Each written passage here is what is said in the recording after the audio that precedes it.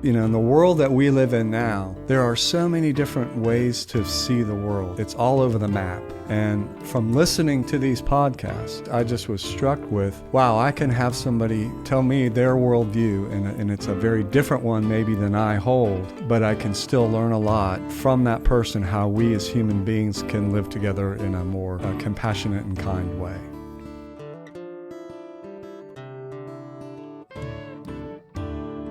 When life throws a challenge at you, one thing is certain. To find a resolution for every issue, every problem, for everybody, there's more than one way.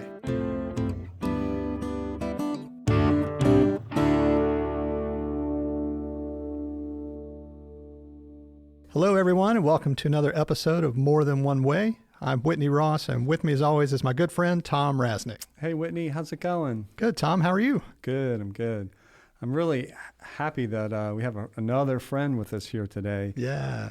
And CB, I don't even know I don't even know your last name. It is Paul, P-A-U-L. It's a first name. God, CB Paul. Yep. It's a Wow. guy's first name. That is quite the handle, CB Paul. That's cool. All right, well, so CB's here because she helps us, as you know, Whitney, and for those of you who don't know, CB helps us all the time with our kind of our content and examples to use when we're talking about whatever it is we happen to be talking that day. And she's, I think, a very bright, insightful person, and so I thought she'd be really cool to have for this particular conversation. Yeah, absolutely. A great part of the team, so thank you for joining us. Well, thank y'all, and I'm excited to be here. A little different being on this side of the mic, but That's right. You're good. That's right. So, you know, what I hope we can talk about is what we all know, that are here anyway, and that is the other day, a friend, as what tends to happen lately, sent a video of a podcast. And the podcast, well, two different ones, and the podcasts were about the free will. Now, I don't mean this in any kind of knockdown, drag-out fight, but free will versus determinism. Do people have free will, or are we really, really conditioned in such a way that we're not even aware of?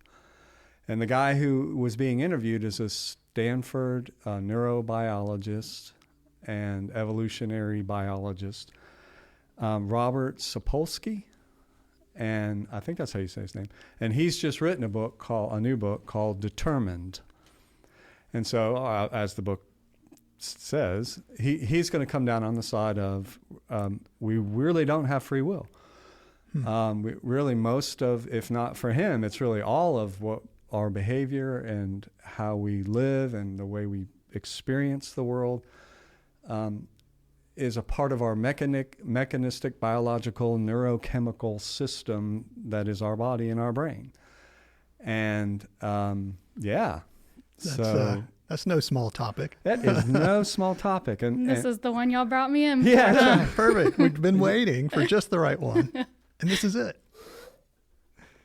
This is it, because we just knew that you'd be able to enlighten us on this.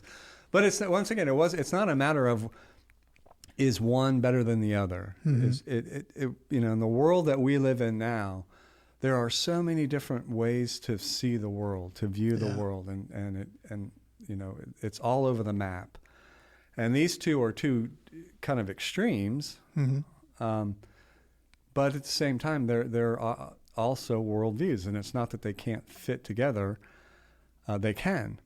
And from listening to these podcasts, I just was struck with, wow, I can have somebody tell me their worldview, and it's a very different one maybe than I hold, but I can still learn a lot and learn from that person how we as human beings can live together in a more compassionate and kind way. Yeah, I thought that was really interesting given this person's expertise, obviously where they're coming from and the years of research that they've done. And he really brought it back to that idea of compassion and kindness. He really did. So you could have, that doesn't always happen. When you have findings and things like that, sometimes they can feel kind of dry or they can feel kind of harsh given the conclusions.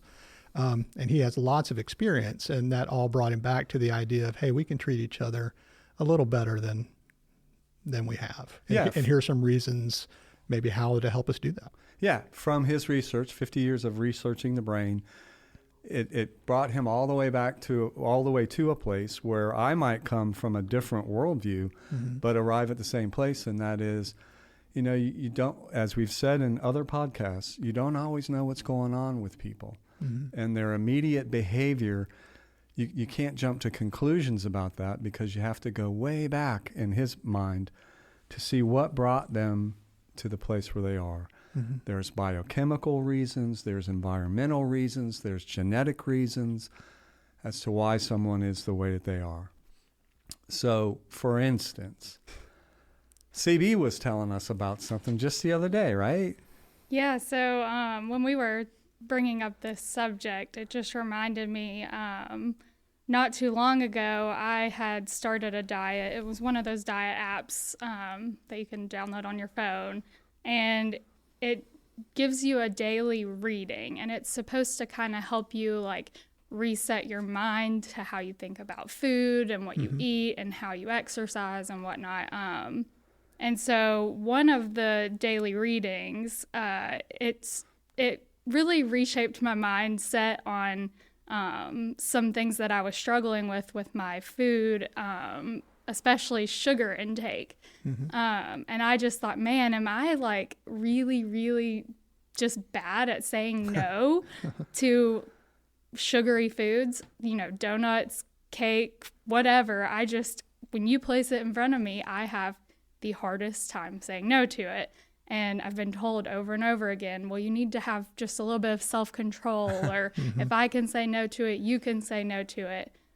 But when I had this daily reading, it told me that the more that you eat sugar, it produces this chemical in your brain that causes you to want more sugar, and you can't just turn it off. You have to really work at it. You have to take in more or less sugar each and every day until you can finally, wean off of those sugar cravings. And so it really reset my mindset on that. I didn't just have a yes or no choice when it came to a donut being placed in front of me. There was something stronger in my brain that was taking over. So that kind of reminded me of what we've been talking about with free will and determinism.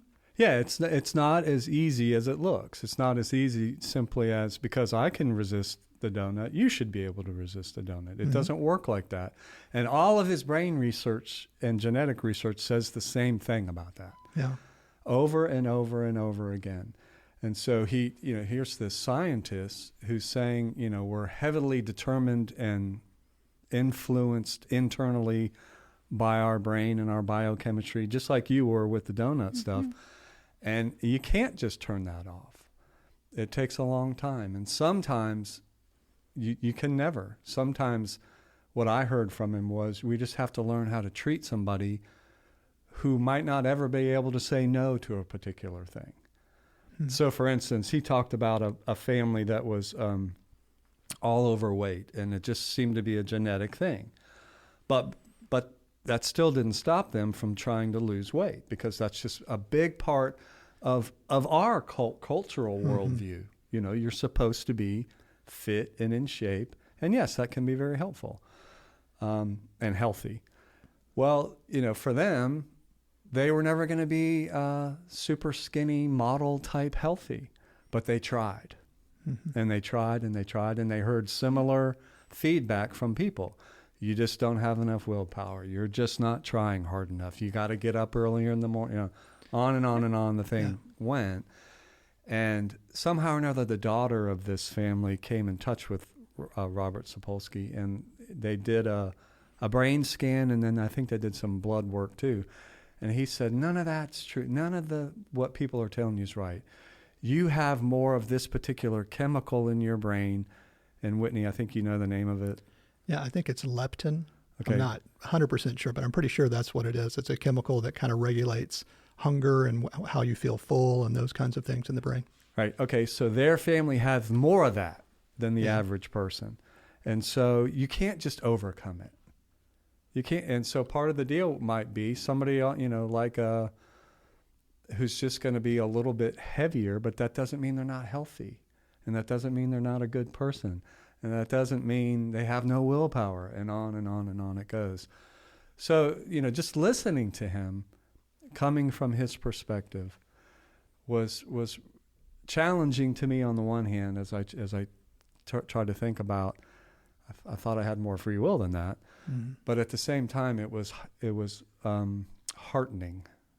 Is that a word, heartening? I think it is a word. What do you mean by that? By heartening? Yeah. I mean, it touched my heart. I mean, it made, yeah. Thanks. It was like, like the Grinch thing. Yeah. The Grinch, was able to become not the Grinch anymore when his heart got bigger. How many sizes? Yeah. Times, so right. his thing made my heart grow at least a size, Yeah. I think. Right. And it was so, I really I just felt good about looking at people that way. Mm-hmm. And instead of looking at them as just, you have these choices and you should be able to choose, and we should all be able to always say the right thing and choose the right thing, to realize something that we all know, there's more to it than just that. Yeah. And to have the research to back it up was very, very helpful.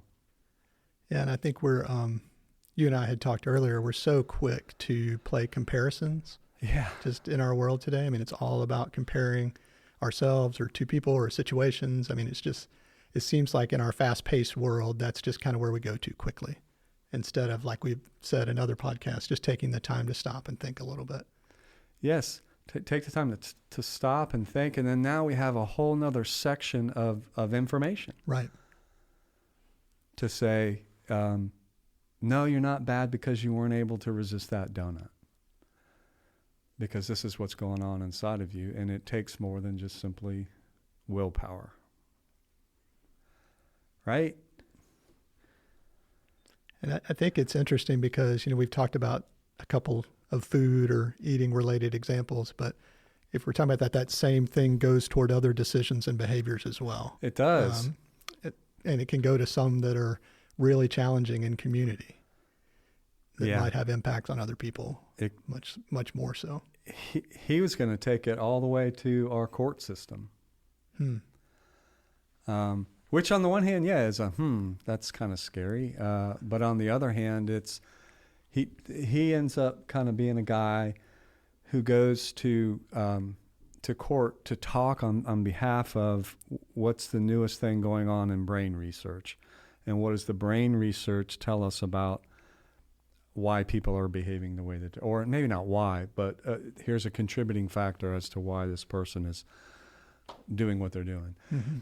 And over and over again, he'll say, if somebody is, say, take it all the way back to in the womb, if somebody's had a very difficult time in the womb because of maybe fetal alcohol stuff, mother smoking, even so much as you're in a stressful environment as a parent, and that stress is just going right into the womb, into the child in the womb, that's going to have an impact on the child once they come out. And then if that doesn't change and you end up having more stress and more violence and more things, that's gonna slowly, daily have an impact on the child's brain.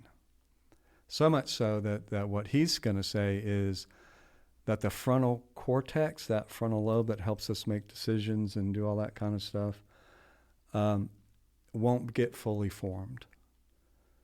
Because what he says is that stress deteriorates that. Gotcha. So the more stress you have, the more, right?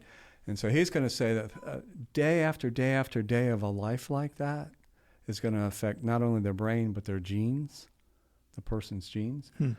And then that's going to end up, they're going to do some kind of socially deviant behavior, or you can almost kind of predict it in a sense. And he's saying, of course, if somebody's done something that's especially socially violent, sure, we have to take them out of society. We can't. We're not talking about zero accountability. Right. We can't just leave them there. But what he gave this example. You remember the example? I do, and I thought it was so great. Is this about the one with the kid with the cold? Yeah. Could you share that? Yeah. Well, why don't you? Okay. I'm trying to remember. All right, never mind. I exactly will. here. I will share this since I'm the one that brought it up. So he says, so what to do with people instead of just like throwing the book at them and saying you made a bad choice, you knew what you were doing and you hurt people. He's saying, okay, we have to isolate them from others so that they don't hurt anybody else. Mm-hmm. He said, but it would almost be like you're treating them as if your child had a cold and you're not going to send them to school. So you're isolating your child from others so that they don't pass on their cold to other people. But you don't say to them when they're in their room, you can't play with your toys, and we're going to tell you that you're bad and that you're horrible, and we're going to treat you badly and horrible because we need to punish you for this bad decision that you've made. We're going to try to help them get over the cold, right? Yeah. So, that's really challenging, isn't it? Yeah, that's such a different model. Very different approach to the whole crime and punishment world. Mm-hmm. And I'm not saying, that's going to happen. Obviously, that's not going to happen overnight. Mm-hmm. I'm saying that somebody's worldview like this, that has all this research to back it up, how does that inform us as a society? And then how does that inform us as people? And how do we respond to that? To me, those become the questions. And this is what's, to me, so wonderful about having different worldviews, hearing different things that might challenge the way that I see the world, but also enhance the way that I see the world. Yeah, so I grew up in Mississippi. You all know this. I was in a very, tight-knit community where everyone kind of we definitely learned the basics of, Christianity and going to church. It was always kind of just black and white. Here's right and wrong. But, this conversation with free will and determinism, it was one that if it came up, we were always told, well, you have free will. But also God knows everything about you and knows what you're going to do. So, that question would come up a lot. How is that possible? Mm-hmm. And then people would just stop talking. Mm-hmm. Nobody ever tried to, have an answer or look at it in a different way and see what it could be. So I think it's really interesting how now, being where I am and having been out in the world and moved away, it has been able to shape. And obviously what you're talking about today has given me another way to look at it as well. Yeah. Thank you for saying that. That's right. And that's once again, it's not to get into a debate over who's right or who's wrong, right. which can happen. Yeah. Right. And I'm sure there is a time and a place for people to say, here's what I think and why, and here's what I think and why. And that's a very worthwhile thing. But another way to go at it is, and since our whole podcast is trying to look at issues from the idea of there's more than one way to look at these things. There's more than one way to use stuff like this, is to say, okay, I'm not sure which is 100% right or 100% wrong. Yeah. I'm not sure if there is, for me personally, I don't think there is one. I think somehow or another there's probably some combination of the two when it comes to free will and determinism. I think, that we're probably highly conditioned by our, as he's saying, by our genetics and our brain and our family upbringing and the culture that we're a part of, and that all those things have to be taken into consideration. But I probably also think that there's some agency within us to choose and not choose. I don't, but I don't want to really get into a debate about that. Mm-hmm. For me, it's how do the two come together?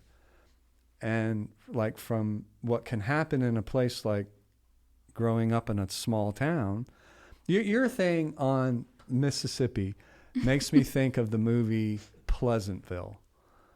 Did you ever see the movie Pleasantville? I don't know that one. God, it's so old. So there would be no reason for you to be. So, but it's a movie of about a kid who is living in very, very stressful times. So he's, I guess it would be what, like the 90s, 80s, 90s? I think that's right. Okay, so he's like, and everything's stressful, and it's hard, and there's no doubt about it. It's messy. His parents have gotten a divorce, and it's a difficult society that this kid's grown up in. So he finds a lot of solace and a lot of stability in watching old 1950s sitcoms. Sitcoms, yeah. Have you ever watched it ever? You guys, have you ever watched it?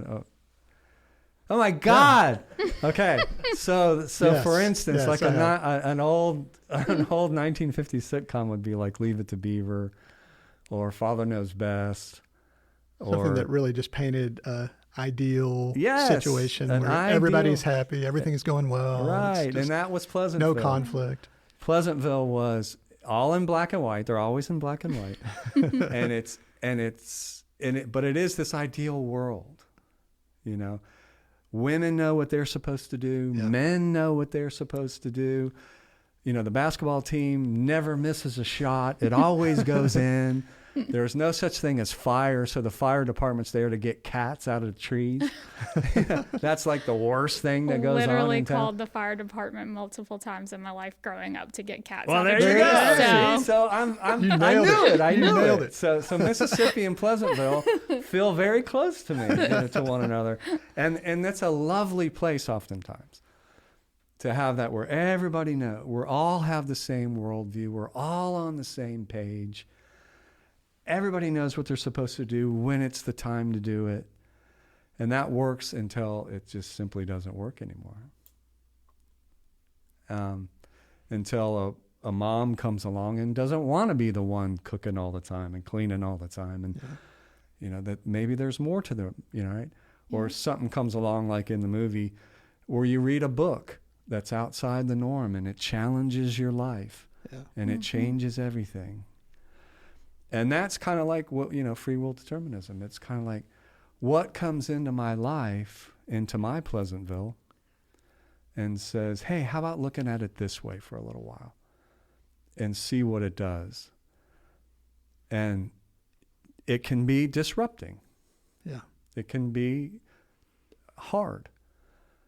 But it can also help us to grow. And for me, a big part of my worldview is consciousness. So it can help us to become more conscious, more aware. And in this instance, it's more aware that when people are choosing, there's a lot going on. It's not just simply yes or no. It's not just simply yes or no. It's not just simply, from my perspective, no offense to Mississippi, God gave us free will and we can always just choose the right thing all the time. Yeah. Right? Yeah. That for me becomes the opposite of what this guy who talks about determinism, and that becomes a very limiting worldview as opposed to a expanded worldview. So I have a question for you, Thom. Yay. Yay. So when we're talking about all of this, you know, it makes me wonder, can you change it? If you just have those, you know, the chemicals or whatever has happened to you in the womb, like, are you just ruined for life, or can you reshape things? Is there... Yeah, I think he talks about that. And he would say, yeah, you can. You can. And then those things that you do will reshape your genes and reshape your brain chemistry and all those things. But usually one of the big things that he got on was you usually need a lot of help. Yeah. You need people who are empathetic and who are willing to help you. You usually can't do it on your own. Mm-hmm. That makes sense. Yeah.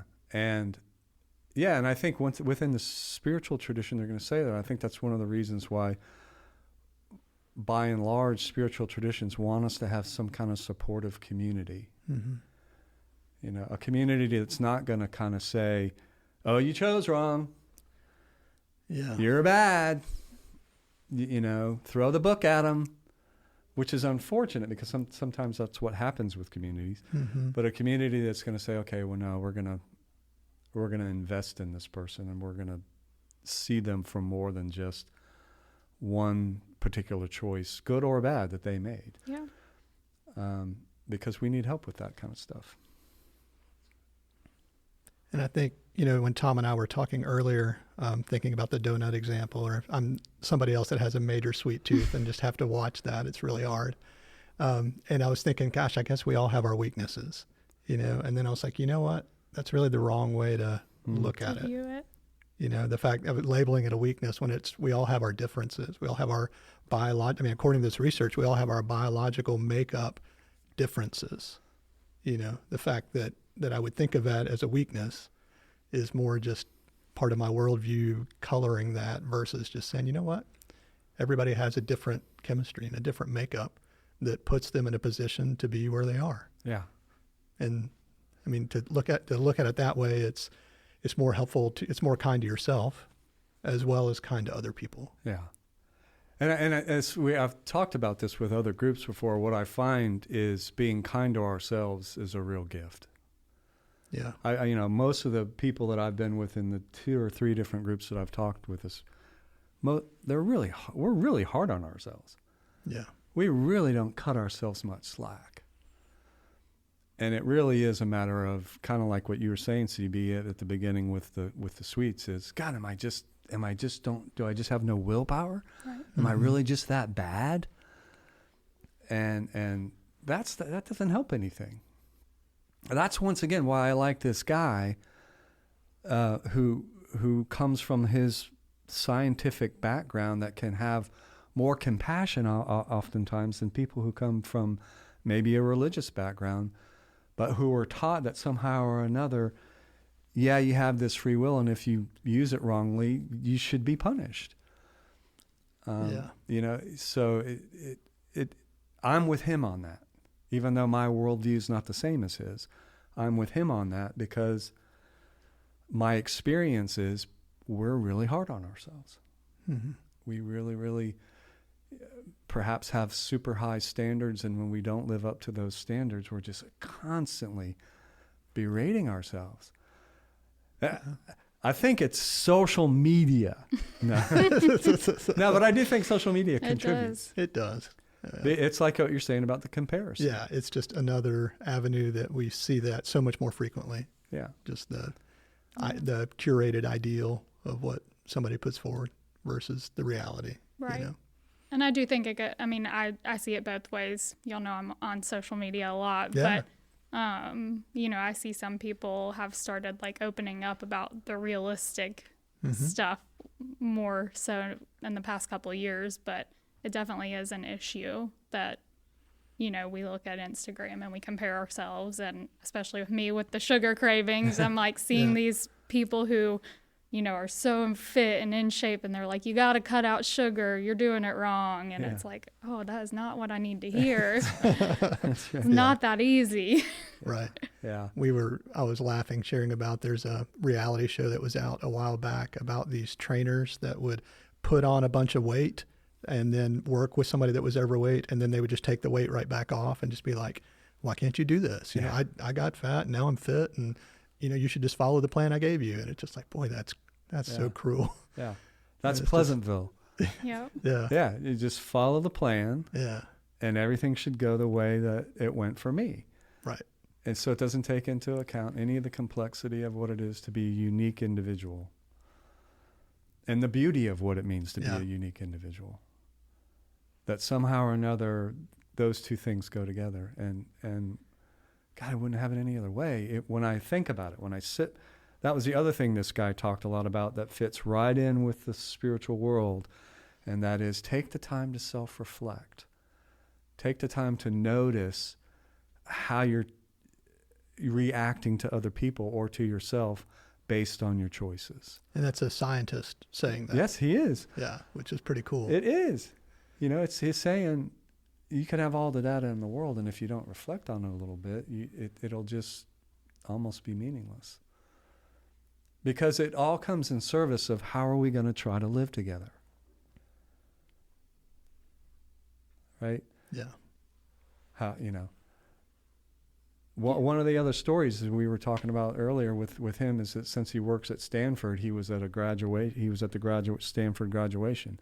And at the Stanford graduation, here's the high academic achievers, right? Yeah. So on his whole determinism thing, he would say they got the lucky stuff. He used the word luck a lot. So he would say they got parents that read to them and people that gave them the opportunity to do piano lessons and guitar lessons and voice lessons and environments that were loving enough and on and on and on. And he would say they had more neurons in certain areas than other people. And so here they are at Stanford. And I don't really want to go down that road too much, other than to say he's watching this wonderful spectacle where people are really congratulating them for accomplishing wonderful and had to be hard things, graduating from Stanford University. And then he noticed a guy over in the corner picking up the garbage. And he said to himself, yeah, how did he end up here and they end up there with his research? And what he said was, or what the guy interviewing said was, what I realized is you wrote this book as a response to that question. How did that guy end up there while all these people are over here? And the guy said, yeah, that's right. It's a book about how are we going to treat each other. Right? How are we going to treat the person picking up the garbage? Or are we even going to notice the person picking up the garbage while all this is going on, and we're in many ways, rightfully so, patting people on the back for what celebrating, they've done. Yeah. And that, to me, once again, that is a beautiful, beautiful question.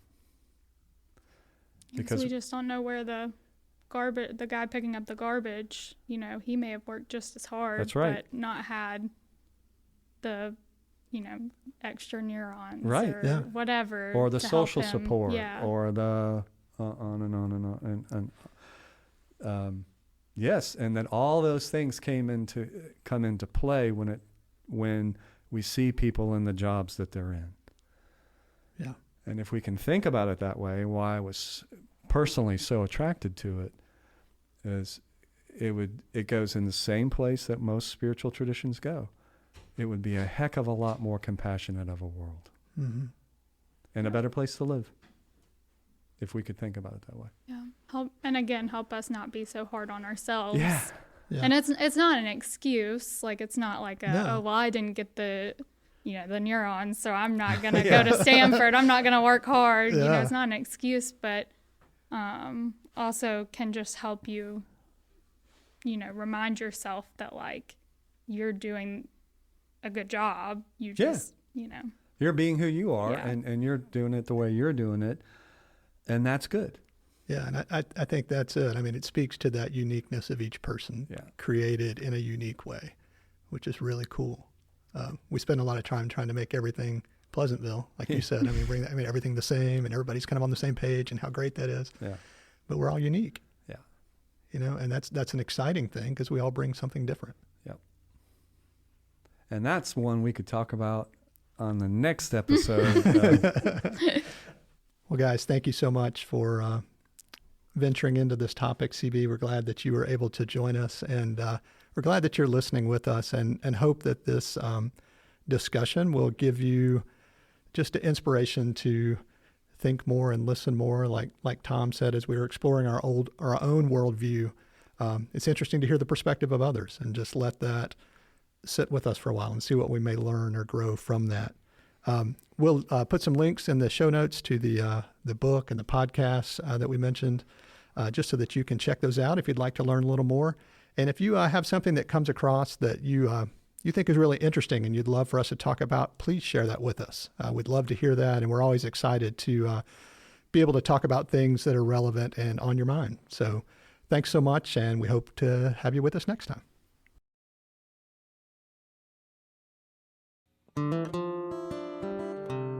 Thank you for listening to this episode of the More Than One Way podcast, brought to you by the Center for Spiritual Practice in Knoxville, Tennessee. We really appreciate your time and would love to hear your feedback. You can reach us by emailing hello@morethanonewaypod.com, or you can connect with us on social media using the handle @morethanonewaypod. If you found this episode helpful, we hope that you'll share it with your friends, with your family, with people you work with all the people who you know. Thank you and take care.